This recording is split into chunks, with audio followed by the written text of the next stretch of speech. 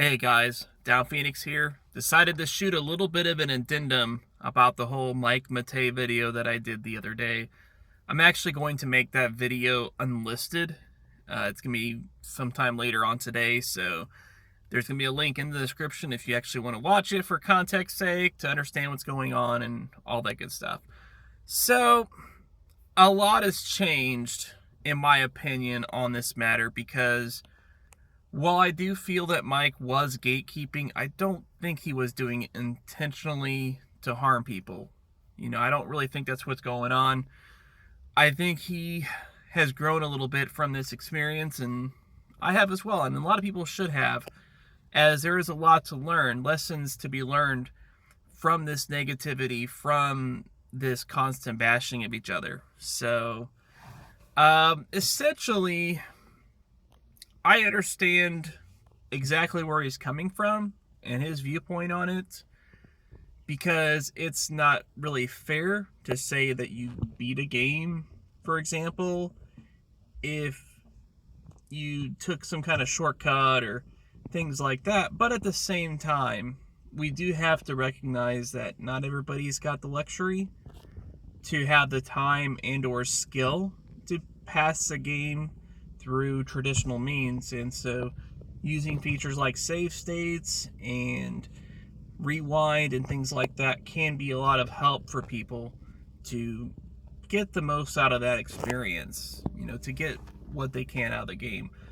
And there really just needs to be a distinction between the two things. There really does need to be, because I still consider you having completed that game if you had to use such methods, because a lot of these games are really challenging, as they are a little more than they really should be at the end of the day, because a lot of those games were designed to artificially inflate the amount of playtime by being so hard that you would have to repeat sections over and over and over and over in order to surpass the game eventually. And just making the smallest mistake can literally cost you your entire run. Especially true of games like shoot 'em ups, for example, where when you die, you don't just lose a life, but you lose all your power-ups too. And that makes it even harder to persevere, in those regards. So it really is a major challenge when it comes to that kind of stuff, and there needs to be some recognition of that. These aren't like games of today where, yes, there are some really tough games out there, like, say, Sekiro, for example, which is brutally punishing. But one thing that Sekiro has that games from back in the 80s don't have is unlimited continues. And yes, some of those games did have that stuff. Ninja Gaiden was a perfect example of a game from that era that did have unlimited continues. You could replay it as long as you retain that power on the system, and keep going at it and keep going at it. But what I mean by that is, so that was not the norm for games back in the day. The norm was you had like maybe 3 lives at most. Sometimes you had a couple of continues, and then that's it. That was the end of it. At that point, you would have to basically repeat sections that you were already pretty good at just to get another chance to try to figure out what to do in the upcoming section that you can't surpass. Save states and rewind can be a very helpful tool to help you learn that game. It helps you to basically master just that one section that you're stuck at, instead of having to replay from the very beginning and go through that again. It's almost like, say you're reading a book or watching a movie, for example. Well, let's say reading a book, because books take a lot longer than movies. And let's say you had to read it all in one sitting, or else you'd have to read the entire book over again. I know that sounds kind of ridiculous, but maybe the pages write themselves only as you read through it. And then if you close the book and come back another day, well, you have to redo the entire book again.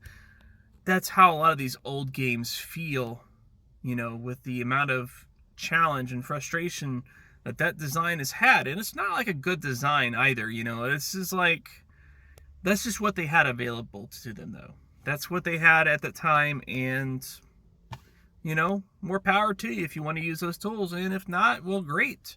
The only really distinction that needs to be considered is that When it comes to personal experience and personal challenge, it's whatever you want to put up for it, you know.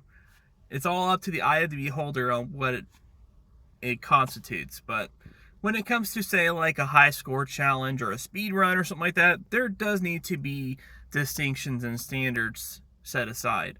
And in those cases, yeah, you shouldn't be able to use those kinds of features because, you know, it just would kind of hinder the experience. Plus, you know, a real good speedrunner wouldn't really need to use that stuff anyways because they already know the game well enough as it is. So, but I digress.